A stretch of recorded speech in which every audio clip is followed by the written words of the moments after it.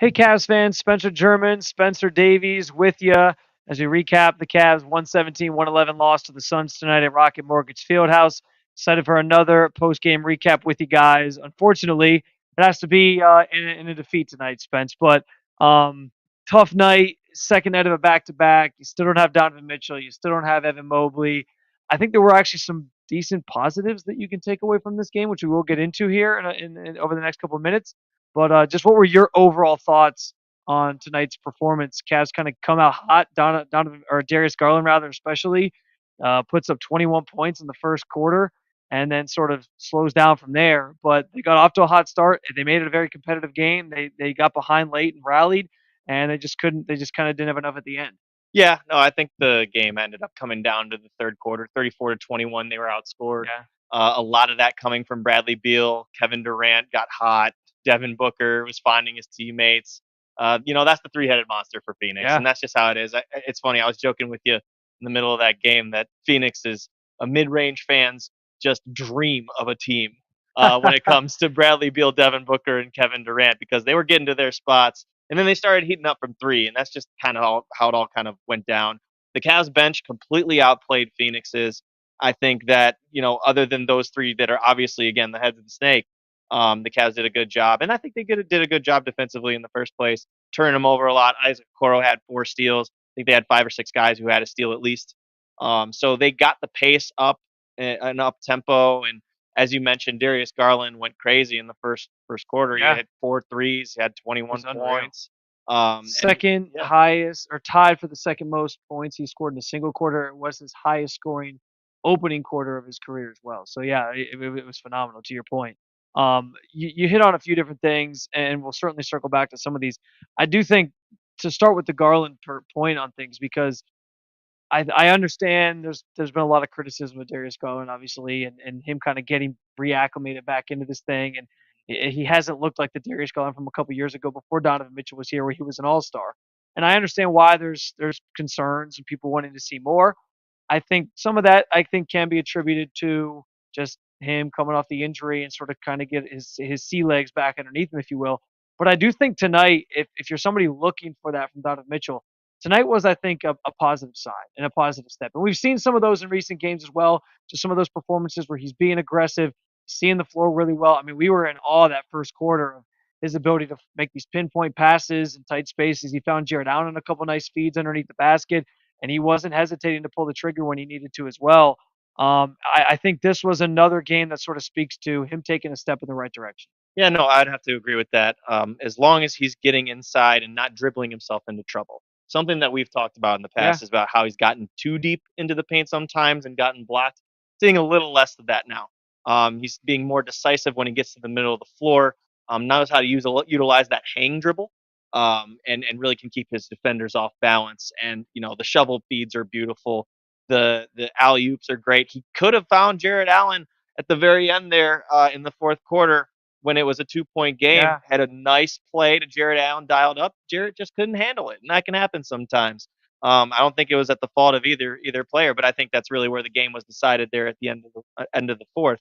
But no, DG's looking good, which is a healthy sign for a team that really needs someone to step up in Donovan Mitchell's absence. Obviously, Max Strus has been out with the ailing knee, and you have Evan Mobley still dealing with the same injury too. And they just kind of keep piling on. But hey, they're chugging along, and tonight was a lot better of a performance than Sunday was. Sunday was probably one of those clunkers that you see every now yeah. and then with some teams, and they came back tonight, punched Phoenix in the mouth. Scored 70 on them in the first half, and then you know, Phoenix ended up making some defensive adjustments, and part of that was on Darius Garland. They threw a lot of traps at him, blitzed him a ton, got the ball out of his hands, and it was tough sledding from there. But you got to give a lot of credit to Karis LeVert. I think Karis LeVert Oh all yeah, around has just been phenomenal for this team all season long. But you're really seeing the playmaking coming out with him and his herky jerky kind of nature and his stop and go, different change of pace, and finding the bigs underneath, spraying out to the shooters. Doing a great job. Big shout out to Craig Porter Jr. as well tonight. Closed the game for the first time, and I don't know how long. He actually legit closed the game at the end of yeah. to all the way to the end, and was huge on the glass for them on the offensive glass, and got his teammates involved and created his own shots. and they talked about that after the game, both JB Bickerstaff and even Donovan, or Darius. Sorry, I don't I He literally, misses Donovan dude, Mitchell. It's I okay. literally mess their names up like 3 times a day when I talk about this team. I'm not even kidding. I don't know if it's just because they're both D names. I can never get it right. It's the most mind-boggling thing. But Darius talked about that too, how they kind of had that pairing of him with Craig Porter Jr. on the floor Right. together to sort of help with the spacing and take some of the pressure off of him. Mhm. And it worked to an extent, but obviously not enough to kind of get the win there. Yeah, obviously Darius, the leading scorer for the Cavs, 30 points tonight. He had 21 in the first quarter, only scored 9 the rest of the way, which is concerning, but it alludes to what you mentioned, just the way that they were defending him and they were trying to say anybody else can beat us. I think Karis LeVert tried to kind of be that next guy. 17 points he had. Obviously, Jared Allen, another good night. He had a double double, 15 points, 10 rebounds, and also LeVert had a double double with the 11 assists, which I think was an encouraging sign that he was kind of running the point a little bit and doing some things there. So, and Okoro, 13 points, which not his best shooting night from percentage point wise, but he was able to sort of do some nice things, and he stepped up on the defensive end, even when he wasn't maybe hitting the shots on the offensive end, which was obviously good as well. Yeah, yeah, no, I mean, what a tough assignment for Okoro to draw, right? Are you guarding KD? Are you guarding Bradley Beal? Or are you guarding Devin And Booker? sometimes when you're guarding KD, by the way, you there's just no defense for KD. We Yeah, talked about that during the game, yeah, man. Like yeah. he's just so good, and I mean, listen, I'm in awe of watching him at home. When you watch him here in person too, and it's just like, how do you defend this guy? So It's like feathery. It's a feathery that, touch. He's got a beautiful mid-range jumper, and then if the mid-ranger's going, then he's going to extend it out to the three-point line. He obviously can get downhill and attack.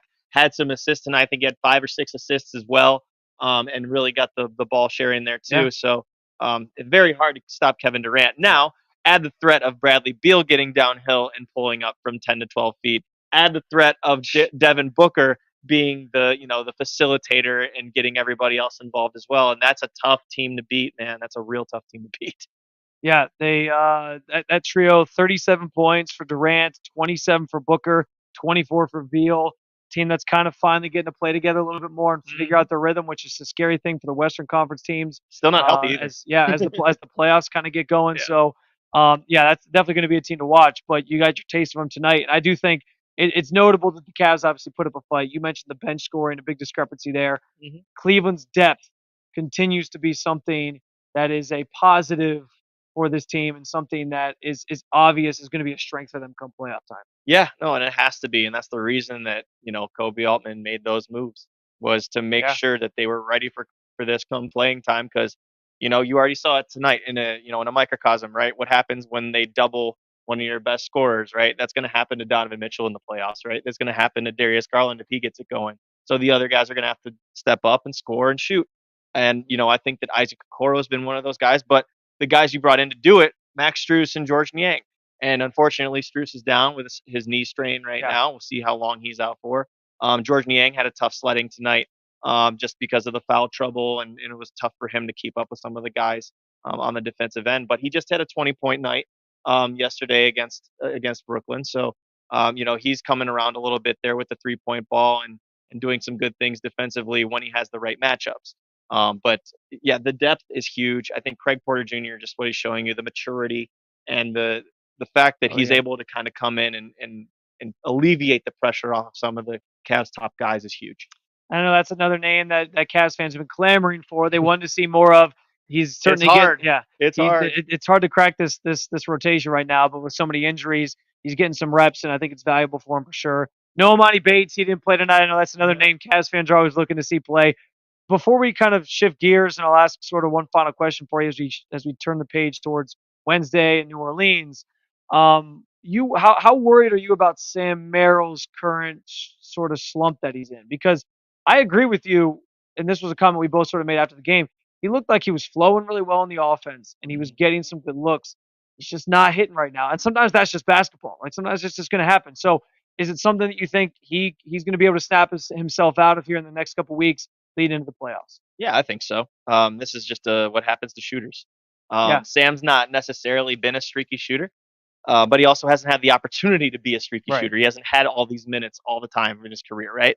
And right now, obviously with those injuries that we just talked about, with Donovan Mitchell, Max Strus, he's going to get playing time, and it's kind of back to where it was when he was getting his number called in mid January, and that's when he was able to kind of find a stroke.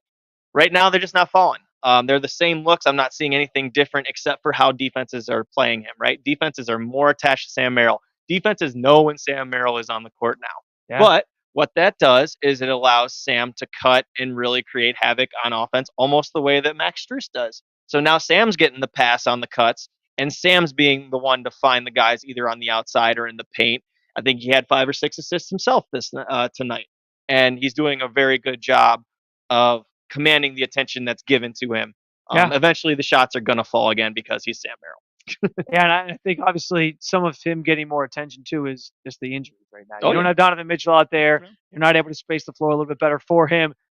We both have agreed at this point you need him in the playoffs. He's a guy that even the threat of being out there on the arc shooting is something that obviously is something that the Cavs can tap into and utilize to their advantage in a playoff series. So And even Dean Wade too. Dean Wade's been out the last couple yeah, of games. Obviously personal personal reasons reasons. he's Yeah, out. But that's another big yeah, piece. It's a big 100%. piece. So hopefully Sam Merrill can get out of the system now and he's back in tip top shape for the playoffs. Last thing for you, New Orleans coming up on Wednesday. 5 of 6 games on the road coming up for the Cavs in general. This is a key sort of stretch. There's Donovan Mitchell likely going to be due back here in the next couple games. I know JB Bickerstaff didn't give a ton of clarity on that. It's just kind of like a game by game basis. It seems Mhm. like at this point with him, Mobley could potentially be coming back during that stretch as well. What are you looking for most from this team in this upcoming stretch where they have 5 of 6 on the road? Well, they just got to stick together the way that they have been, right? I mean, this has kind of been the story of the whole season. They haven't been Yeah, whole for more than what, like 2 weeks. It honestly might be the yeah, case. it's unfortunate, but you're right. But yeah, no, this is kind of just how the mo. This is what's been. New Orleans is not an easy game. They Mm-mm. are a tough team, and they've really hit their stride. They're up there in the top 4 in the West, and you got guys like Brandon Ingram and Zion Williamson to deal Yeah, with. C.J. McCollum, Herb Jones. They got a lot of guys to try and defend, and they're long and they're yeah, strong.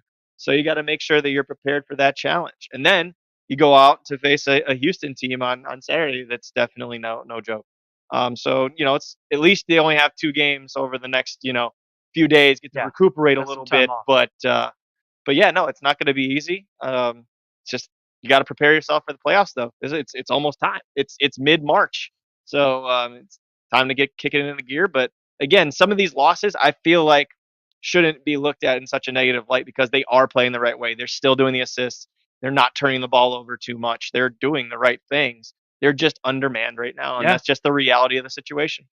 I think that's well said. I'm going to give the more cliche answer, which is if Donovan Mitchell does come back Wednesday, if he's back in the lineup, just seeing how him and Darius kind of play off of each other, which is a constant sort of puzzle we're trying to all sort of sort through and figure out for ourselves as we watch this team.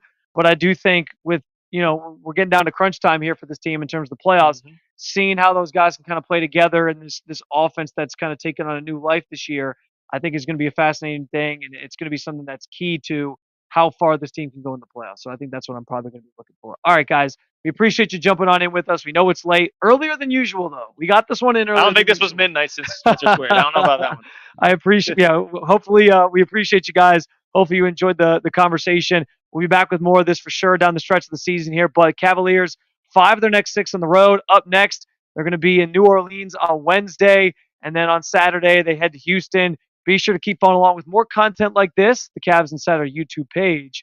You can also follow along, as always, with any written content we might have for you over at CavsInsider.com.